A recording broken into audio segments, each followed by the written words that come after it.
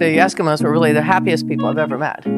They're always laughing and telling jokes and smiling, and it's not about belongings, it's about belonging.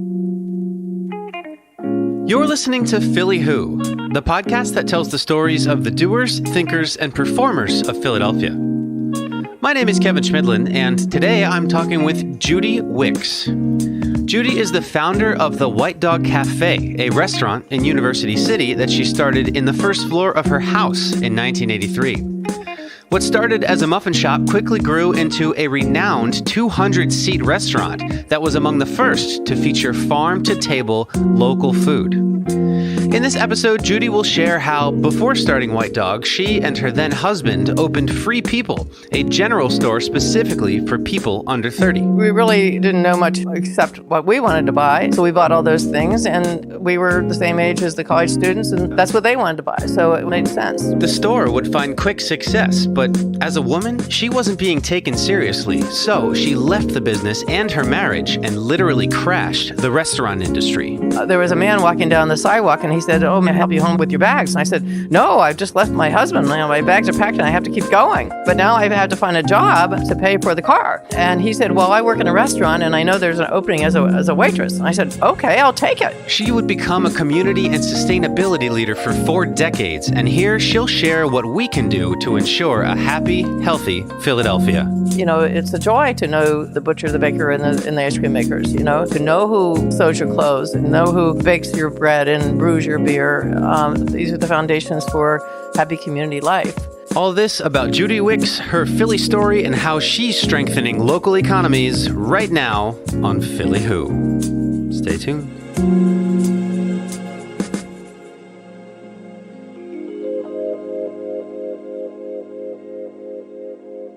And yes, there are a couple of curse words in this episode. So Judy Wicks pretty much pioneered the farm-to-table restaurant movement and was using local ingredients at her restaurant as far back as the 1980s. And it's not always mentioned, but Judy also made it a point to pay her employees a living wage well above the minimum. But what's even more impressive about Judy's conscience as a businesswoman is her success. She not only had the courage to stand by these principles, but also proved that they can still be maintained in a competitive, profitable business. And while she didn't enter the food industry until her mid-20s, these community-driven values date back to her upbringing in a small town in western PA, where she saw from day one how a small business can impact a community. I would go with my mom to, say, the butcher shop and witness how the butcher would ask how the steak was last Saturday night, and he knew what farm it came from. And so I saw the role of that small business owners play in community life. The owner of the grocery store would have a Christmas party every year and for the whole town. So it was important to me, I think, to be able to witness how local business ownership is kind of the backbone of a community. Before you left town, did you think that you would become a business owner yourself? No, not at all, because mostly because I was a girl. And, you know, back in the 40s and 50s, it was not really thought of as an occupation for women to go into business. And no one in my family was in business. You know, my father was a lawyer, my mother was a elementary school teacher. And that was, you know, a common job for women would be teaching elementary school or being a nurse or being a secretary. Those were the kinds of examples that I saw. Most of the women in our community were housewives. So I really didn't have role models of women being in business. I never even thought of it. And I was never really interested in money. I was more interested in art and enjoying life, I guess. I really wasn't career conscious. So in the time, once you did graduate high school, what was your plan? Well, when I graduated from high school, I went to college. And that was always the plan. My parents both went to college, and I was just expected I would go to college. I never thought of anything different. I was an English major in college, and which I figured would happen because I had an interest in writing when I was ever since I was a little kid. And so my dream was to someday be an author. And so I became an English major in school. And then after graduating school, you went to a place that you probably didn't expect you would go, right? That was when you went off to Alaska? Exactly. Now, how did that come to be? Well, it was during the Vietnam War. I got married to my childhood sweetheart as soon as I graduated from college. And because he lost his draft deferment and not being in college any longer, we had to have a plan to keep from being drafted. Right. Neither of you wanted to take part in the Vietnam War, correct? Correct. We were opposed to the Vietnam War. Yeah. So the Peace Corps or VISTA at that point were draft deferrable. And it took a lot of time to get into the Peace Corps. It was a lot harder to get into the Peace Corps. So we decided to go into VISTA. So we applied and requested a large eastern city. We were accepted and sent for training to be in an Indian reservation in the West.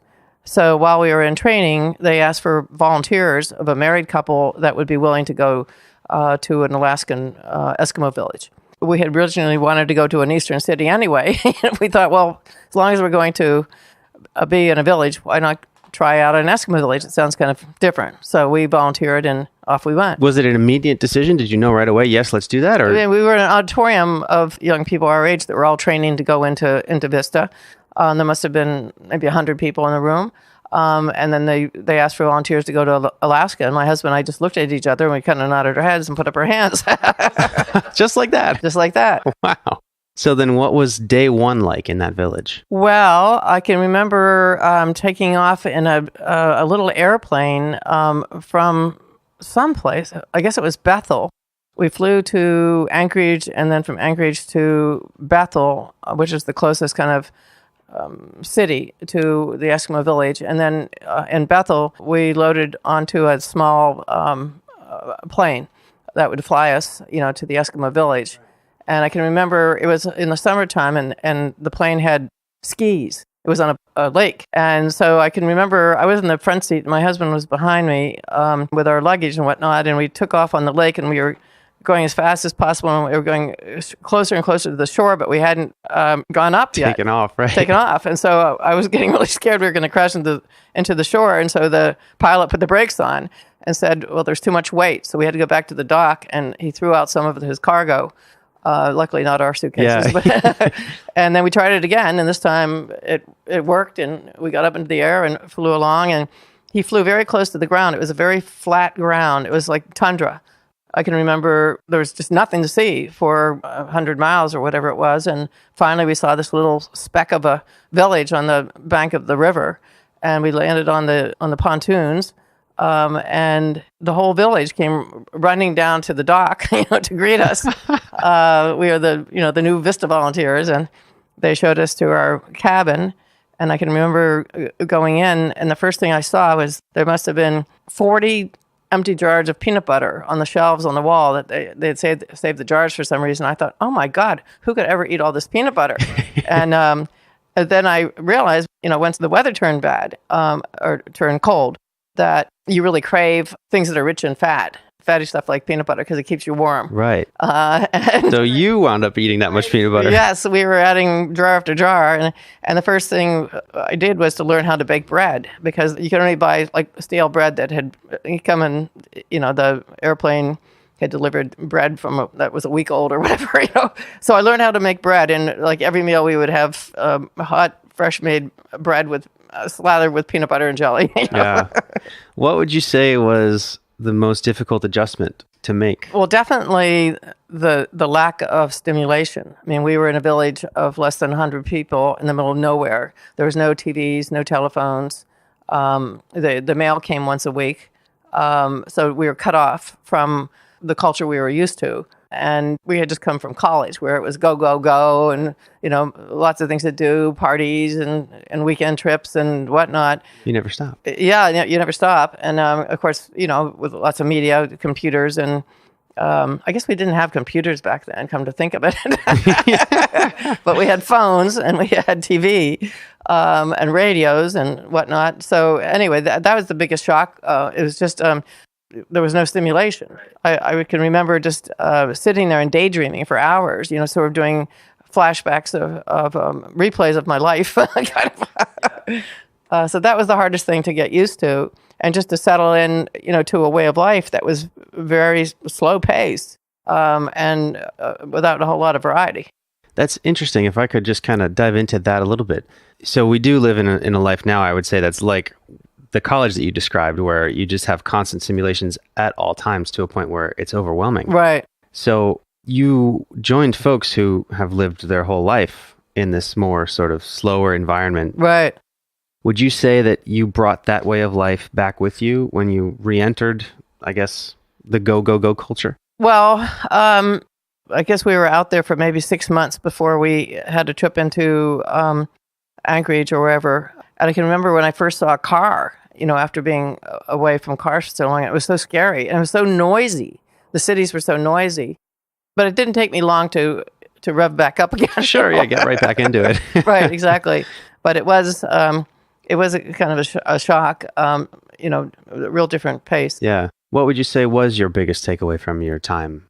For sure, it was the culture of the Eskimo people, which is not dissimilar from other indigenous tribes, a culture of sharing and cooperation. And I can remember one day when I heard a knock at my door and opened it, and there was an Eskimo woman who was beckoning to me and saying, seal party, come, come.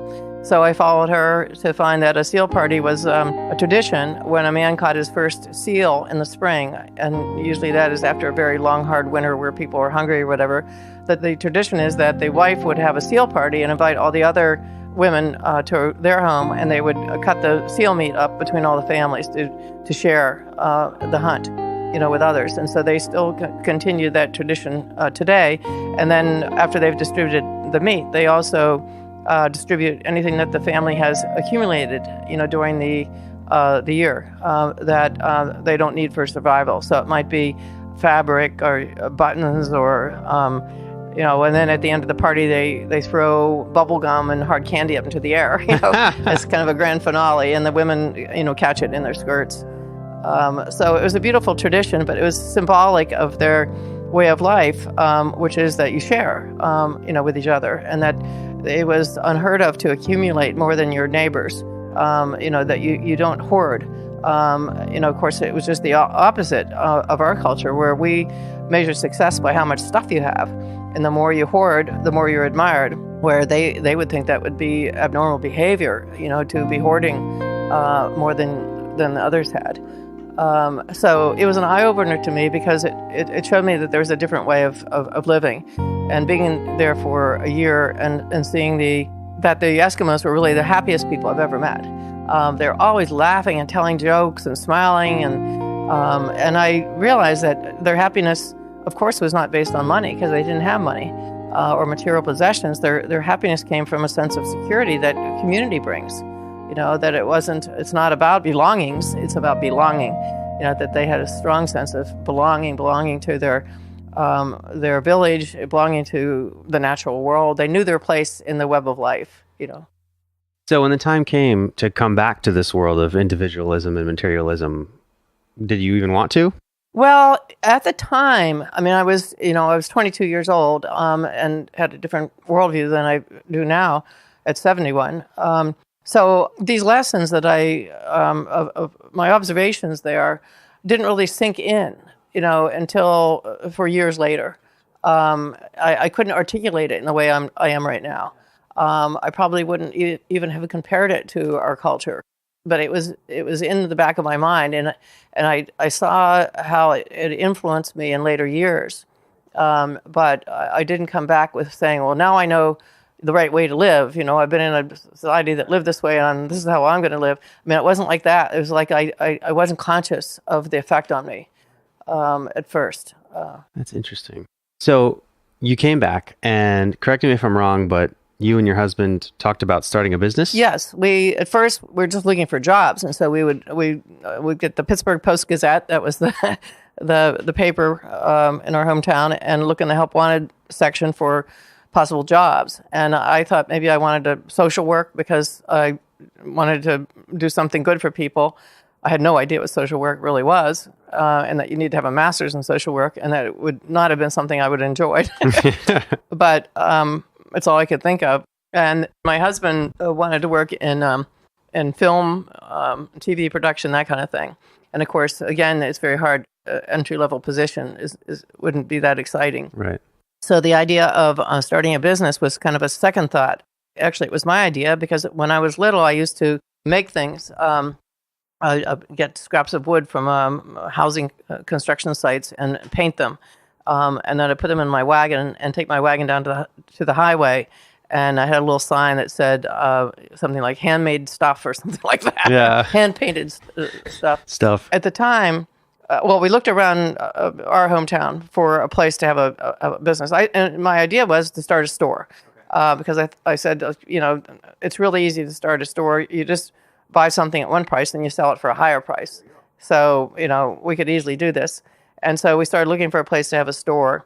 And beyond that, my concept was I wanted to have what would be like a general store because I liked the idea of convening people. The image of a general store in the old days was something that was very positive in my mind. A place where everybody would come to buy supplies of different sorts, and that there would be a mixture. It wouldn't just say all be clothes or all be food or all be books or whatever. It would be a general store that had all the things that someone in that particular village would want to have. And it sounds like you were aiming for something that was also somewhat social too. Well, social in that it would gather people, yes. Right, you'd get together and see your neighbors. Right, yeah, like the old-time general store, you'd see like photographs or paintings of it, and people would be sitting around a potbelly stove, shooting the shit. Yeah, exactly.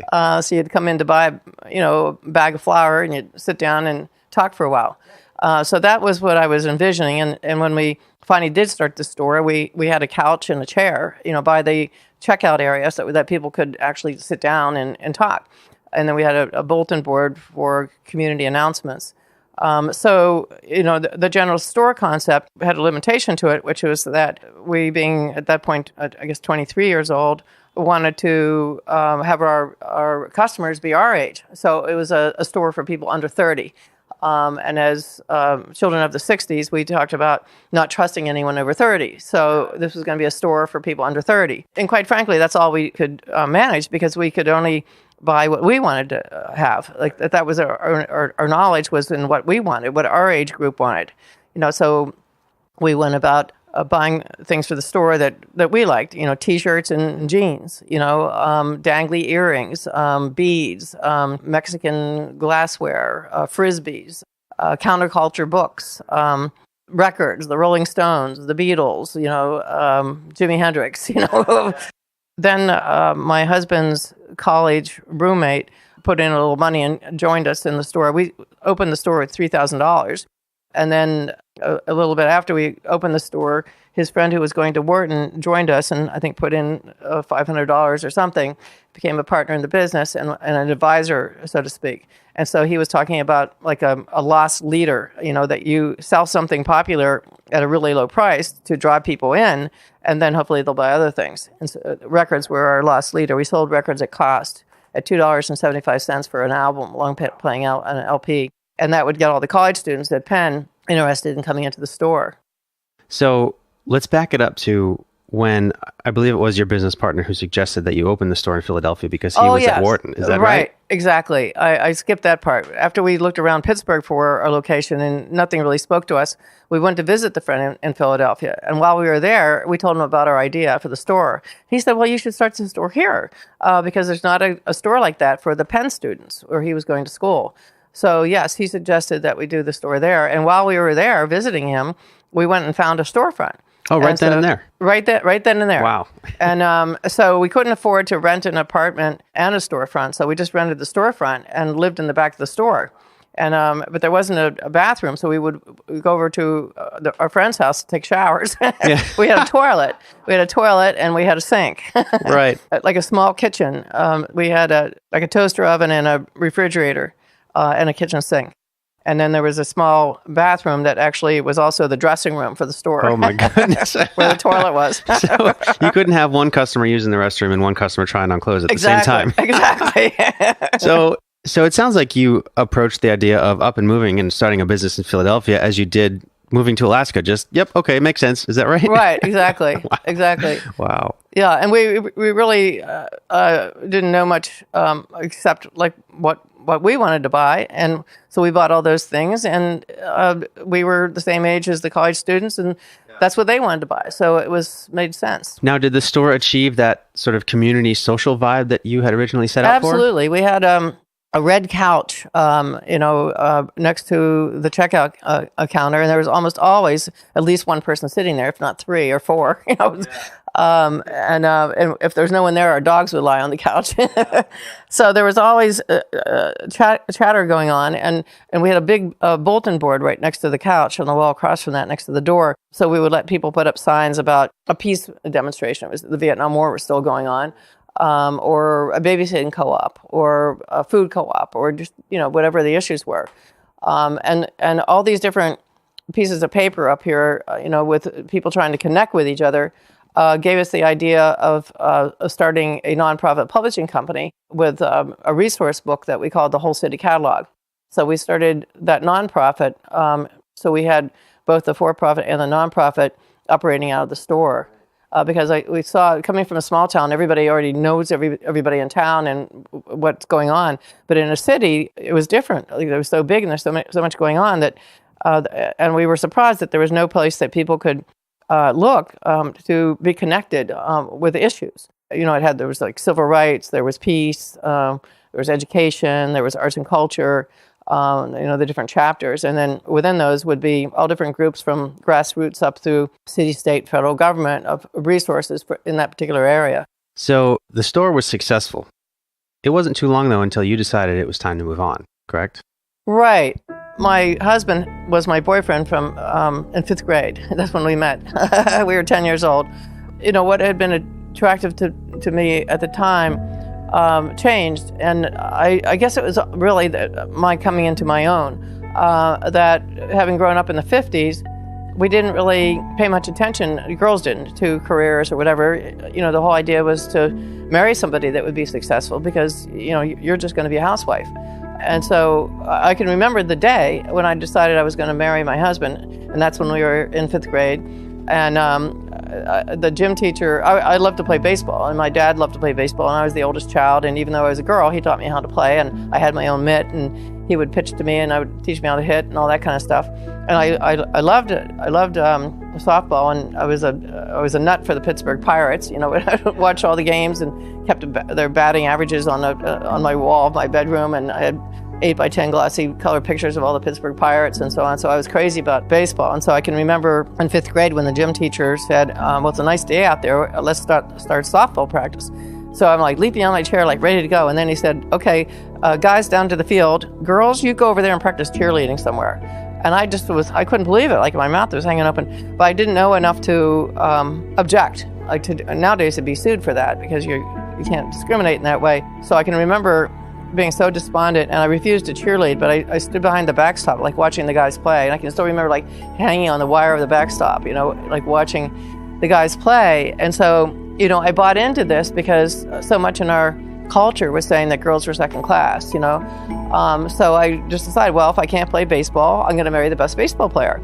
So I chose him that day, and I can remember going back to my desk, and we had those desks that kind of flip open, and took out my tablet. I crossed off Judy Wicks on my tablet and started writing Mrs. Richard Hayne all over my tablet because that's who I decided I would marry. And that is who I married. But it was that 5th grade impulse and reasons for marrying. And so, but then, when we were married, things changed. Like I started realizing that I had abilities, and he and his friend from college would exclude me from things. Like I'd ask about, how much money was in the bank. And he would say, don't you worry your pretty little head about that. I mean, literally. I mean, like this is kind of like 1950s talk. And so I started getting upset about that. Like they wouldn't include me. The two of them would go off and talk business and not even tell me what was going on. My husband would just say, here's $1,000, go to New York and buy things. So I did a majority of the buying, but yet I was treated like I was, an employee. So you decided that it was time to move on. Yeah, I wanted to find out whatever happened to that little girl named Judy Wicks who I'd crossed off my tablet. I didn't want to be Mrs. Richard Hayne anymore. It was a childhood dream that I realized was not really what I wanted. So that business that we've been talking about was the Free People store. Yes, Free People store. And after you and Richard split, which we'll talk about in a second, it would become Urban Outfitters, right? One of the biggest brands in Philadelphia, right, in the world, really. In the world, yeah. So how have you felt watching that growth over time? Well, I really disconnected from it because I became so busy with my own work. I mean, I it's kind of amazing.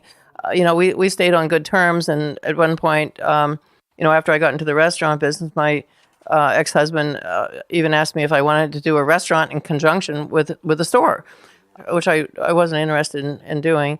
But I never held a grudge against them or anything like that. I mean, like we just took different paths. So what was that moment like when you left? Well, it was very difficult, first of all, because I felt very bad, about breaking up the marriage. And, and no one in my family had been divorced. I thought this was like a terrible thing. I just couldn't stand it any longer. But the trouble is I couldn't articulate it to my husband. This was before women's lib. And, the idea of, feminism or women's rights, whatever you want to call it, it really wasn't out there. It was just beginning. I guess the 70s, women's lib did start in the 70s, but it really wasn't clear to me. I didn't know how to articulate these issues. I just knew that it made me feel bad, and I felt smothered. I felt confined. I felt that I needed to be free. So it was hard because I couldn't articulate to him why I was leaving. I just told him I just had to go. And so I decided I would start off by visiting my grandparents in Florida. So I was going to drive the car that we owned together, which he kindly was allowing me to use. And I got like a half a block away from the store and went through a red light because I was in such a hurry. I guess I was so upset. And no one was hurt, but I had a collision. Oh my gosh! And, a block away. A block away. Wow. So there was a man walking down the sidewalk, and he said, "Oh, may I help you home with your bags?" And I said, "No, I've just left my husband. Now my bags are packed, and I have to keep going.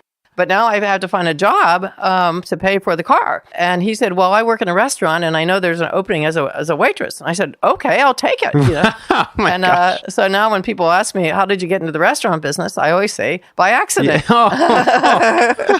So, yeah. Oh man. So that was your first foray into the restaurant business. Now, it wasn't too long until you were managing that restaurant. Is that right? Right. I had never even been a waitress before. I'd been like a cocktail waitress, but I didn't know how to open a bottle of wine or anything. So I was terrible. But meanwhile, I was still, even though I left the store, I still wanted to work on the whole city catalog. So I was working on that. So I only worked part-time as a waitress to support myself while I was working on the catalog. The place was in disarray, the restaurant, and the owner was living in Boston. He had gone to graduate school in Boston, and he had hired a new manager, and everything was falling apart. So the cashier actually suggested to the owner, "You should just fire the manager and make Judy the manager because she ran her own store." And he asked me if I would do that, and I said, "Well, I would do it for 2 weeks." Because I just finished the whole city catalog and sent it to the printer. But after 2 weeks, I wanted to focus on selling the catalog in the bookstores and whatnot.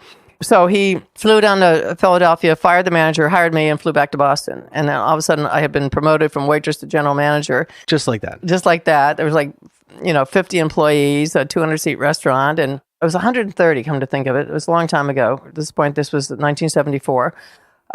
So anyway, that's a whole nother story. But I learned the restaurant business by fire, thrown into the swimming pool. And so 10 years after that, I started the White Dog. Right. So you decided that you wanted to have your own restaurant. Actually, what happened is I became a partner in the business because the owner wasn't around at all. I mean, I ran everything myself and brought it from a $200,000 a year business to a $2 million a year business. And I was highly successful. And so one of my customers actually asked me if I had a piece of the action. And I said, I hadn't thought about that. And he said, "Well, you should demand that." And so I did. And so I was promised that I would have an ownership stake. And then eventually, when the owner finished school and came back, he wanted to run it himself. So he just forced me out of the business. He said, your share of nothing is nothing. He had taken all the money out of the restaurant, and Anyway, it's a long story, but I all of a sudden didn't have a job and didn't have a business. But in the meantime, I did have a house.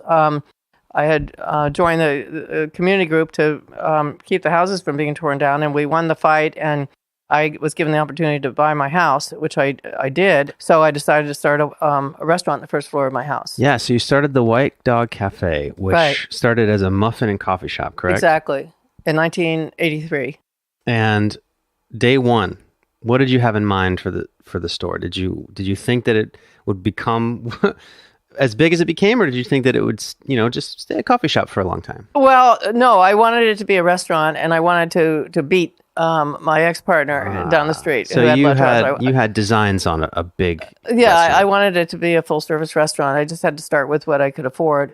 So I started with muffins and coffee, and then we grew very quickly. I added soup and sandwiches that I had learned to make in the Eskimo village. Those are the two things I knew how to make. Right. Bread and soup. And so that's what we served for lunch, was homemade bread with homemade soup. And then, I got to the point where I could afford to hire a chef. And our first kitchen was a charcoal grill in the backyard because we couldn't afford the exhaust system up to the house. And so we cooked on the back, charcoal grill in the backyard, and the waiters would go down to the basement and out the back door to pick up the food. Oh, man. So we started, it was really scrappy. I was married a second time to an architect, and he bought the house next door to me because he was also involved with the community group that saved the buildings from being torn down. So he bought the house next door, and we fairly quickly expanded into the second house. And then he designed an addition on the back, which we built. Anyway, eventually we got up to having a restaurant with 200 seats. Wow. So a fully fledged restaurant. Now, was it always, quote unquote, sustainable at that point, or was that a discovery that you made? In terms of the food? Yeah. Well, I always wanted to buy from local farms because that's how I was raised in the small town in Pennsylvania. My parents had a big vegetable garden, and my mother also would go to the farmers markets to buy produce, and she would preserve things for the winter. She'd make stewed tomatoes, or like our storage room would just be full of glass jars of tomatoes, and corn. She'd take it off the husks and freeze bags of corn, and green beans from our garden she would freeze. And so, I grew up loving fresh local food that was simply prepared by my mother. And my father often would charcoal grill steaks and so on. So I wanted to have a charcoal grill in the restaurant.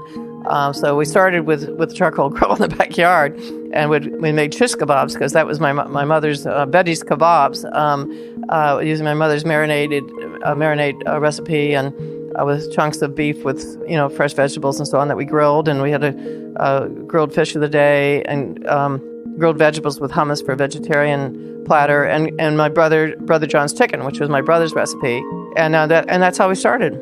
Nowadays, it's more commonplace for farm-to-table type restaurants, but that wasn't the case at this point, correct? No. American food. I wanted to have an American restaurant because I had just spent 10 years in a French restaurant, and I was kind of tired of all those heavy sauces, the béarnaise and sauce and so on. And I just wanted to have healthy, fresh food. I want to have hot fudge sundaes and root beer floats because those are my favorite desserts, and we had those on the menu. So at that point, I would go down to the food distribution center, which is where I went when I was at the French restaurant to buy fresh produce. And I didn't know farmers that could deliver to me in the very beginning, but I'd go down to the food distribution center to buy vegetables and stuff, and fish also from down there. And so around right after we opened, I can't remember what year it was, there was a Time magazine cover story about Alice Waters in California, and she had started the kind of the local food revolution. And she was buying from local farmers in California. And of course, in California, you can buy year-round from local farmers in terms of the vegetables, unlike Philadelphia. But she really started this trend. If you want, it's not a trend; it was actually a shift. The permanent shift. But we kind of caught the wave of that popularity because all of a sudden people were interested in local food, which they hadn't been before. Up until that point, good restaurants were French restaurants or Italian restaurants. There was no such thing as American cuisine other than hamburgers and French fries and milkshakes, or steak and potatoes. That was it. So Alice really popularized, the new American cuisine, California cuisine.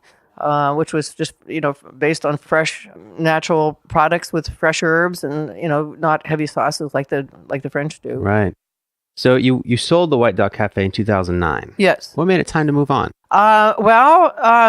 By 2009, I had developed a lot of other interests. Buying from local farmers got me interested in local economies, and so I started several nonprofits. Fair Food, which was a nonprofit to connect the local farmers with the urban marketplace.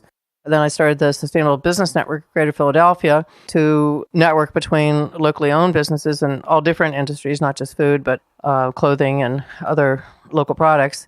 And then I also started a national nonprofit called BALI, the Business Alliance for Local Living Economies.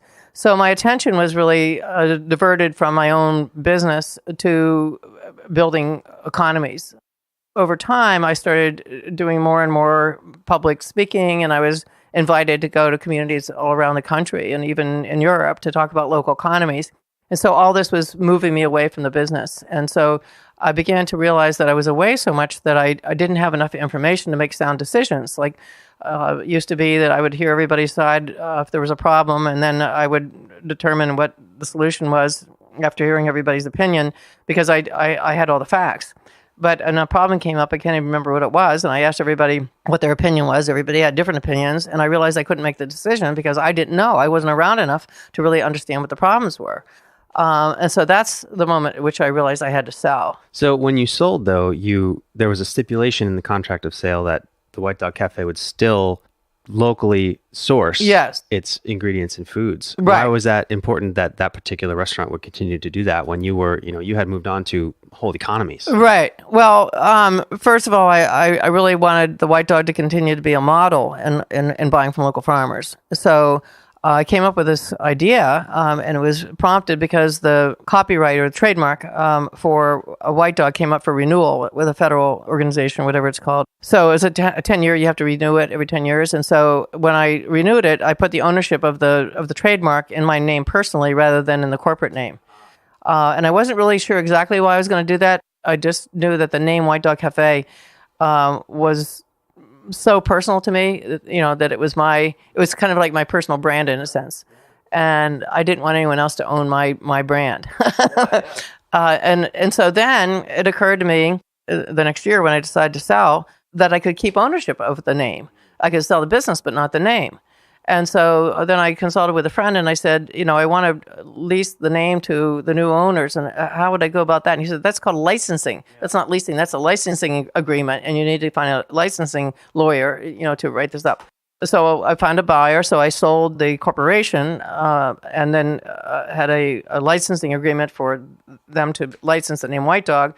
And part of that was a social contract that required them that as long as they used the name White Dog Cafe, that they had to buy from local farmers, that, at least the same percentage that we were buying from local farmers. All the meat had to be from local family farms and not from factory farms. In other words, free-range chickens, free-range eggs, pastured pork, grass-fed beef, and dairy. And that was the thing that was most important to me. And then there were other things as well, fair trade, chocolate, vanilla, cinnamon, coffee, tea, 100% renewable electricity, all the different sustainable practices that we had developed over the years, I put into the contract. He didn't accept everything I wanted, but the most important things were in the contract. And it included that they couldn't start other White Dogs unless they were within 50 miles of his residence. So you didn't want this to be a chain? I didn't want it to be a chain. Right. So I wanted to be place-based. Now that agreement runs out, after a certain amount of licensing fees have been collected from me. So in a sense, it was an arrangement that was good for both parties because for him, he paid less up front because the value of the restaurant is in the name. Because that was the other thing I kept was the ownership of the property. So I'm the landlord. So that's how, in a sense, I was able to afford to retire. Because I had the rental income as the landlord. So you've begun quite a few different business organizations. One of the other ones that I think you alluded to earlier was the Circle of Aunts and Uncles. Oh, yeah. Uh-huh. Can you talk about that? You've said that that's the opposite of Shark Tank. Right, exactly. What does that mean? Okay. Well, in Shark Tanks, entrepreneurs compete to try and get investment. And with the circle of aunts and uncles, we try to create more of a family-like atmosphere. Who are really there for are entrepreneurs that don't have aunts and uncles and mothers and fathers that have money to loan them. And like when I started the White Dog, I got a loan from my mother, I got a loan from my grandmother, I got a loan from my father-in-law, and before I was eligible for bank money. And that's how most entrepreneurs start, family and friends money, it's called. So when I realized that there's entrepreneurs that have great ideas, they work hard and so on, but they don't have those family connections, not just for the money, but also for the advice and the connections with other resources, social capital resources. So I started the Aunts and Uncles after I sold the White Dog because I wanted to give back in this way, and I still, ultimately my goals are around building a local economy. So I wanted to help the entrepreneurs that are building our local economy in the Philadelphia area. In other words, entrepreneurs that had food enterprises that were buying their supplies from local farmers. So when I loan to an entrepreneur that's buying from a local farmer, it's not only helping him, but it's helping the farm. It's helping the system, like our local system. So that was 3 years ago. We have 40 aunts and uncles that put money into the pot, and then we have 12 entrepreneurs at this point who have borrowed money from us. We've loaned about $110,000. And it's going great, and it's fun, and I just really love being engaged with these young entrepreneurs, the millennials. So you mentioned how, though you couldn't articulate it at the time, you rejected the reality that the patriarchy had prescribed to you back, when you were in your early 20s in your first marriage, and since then you've built businesses, you've started organizations, you've been an example as a businesswoman and as a consumer as well. If you look at, your home in Philadelphia, that's, I believe, 100% solar powered, was it? This home, yeah. I mean, it's not 100% solar. I have solar on my roof. I use as much solar as I can produce. And then what I do buy from the grid is 100% solar. Right. So today, the society, at least that we live in Philadelphia, is much more cognizant of, the patriarchy and the biases that are there, but there's obviously a very, very long way to go. Do you have any advice for young women nowadays who have those designs, who have those dreams, who feel like they're being held from them? Well, I guess the most important thing is to believe in yourself. When I get an idea, I figure out how to do it. I don't question myself. I just do it. Just do it. Right. I guess that's Nike or something, right? Yeah. I think a lot of people hold back because they're afraid that they're not capable or they're not worthy or, whatever. And I think that women don't have enough role models, perhaps, as well. And oftentimes girls aren't taught to be assertive and go for it in the way that guys are. And I just think it's really important to actualize our ideas, that's really where meaning and fulfillment come from, is from actualizing your ideas using your own values. Yeah. If you could send a message, whether an email, a text message, tweet, billboard, anything, any sort of message that every Philadelphian would receive and be able to ponder, what would you say? I would say let's work cooperatively to build a strong and just local economy where we produce our basic needs regionally, in particular food, fuel, and fiber. And if we shift our buying power away from distant corporations to our locally owned businesses, that will shift wealth and power and jobs from corporations to our community. Will grow community wealth. That every time we buy from a chain store, or even if we buy from a local store that's selling products that are corporate produced, that money is leaving our community. So, to have these local supply chains, in the aunts and uncles, we have loans to a butcher, a baker, and 3 ice cream makers, and all of them buy from local farmers. And so, the more we can invest in local businesses and build these local supply chains, the more wealthy our community will be as a whole, and more opportunities for our young people to start businesses, to find meaningful jobs. And it's also more joyful. It's a joy to know the butcher, the baker, and the ice cream makers, to know who sews your clothes and know who bakes your bread and brews your beer. These are the foundations for happy community life. So if everybody in Philadelphia bought local, what a difference it would make.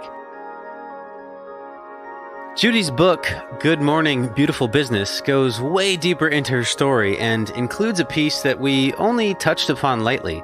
White Dog, Black Cat, and maybe even parts of the farm-to-table movement in Philly would probably not have happened if Judy didn't lay down in front of a bulldozer and save her block of Spruce Street from being bulldozed and replaced by a strip mall. For a link to the book or how to find Judy online, you can head to podphillywho.com/Wicks. That's Wicks. If you like the show, be sure to subscribe and give it a rating on Apple Podcasts. You can also follow along on Instagram and Twitter at PodPhillyWho. Philly Who is a Q9 production. Music by Lee Rosevere. Podcast art by Lauren Carhart. For Philly Who, my name is Kevin Schmidlin. I'll see you next week.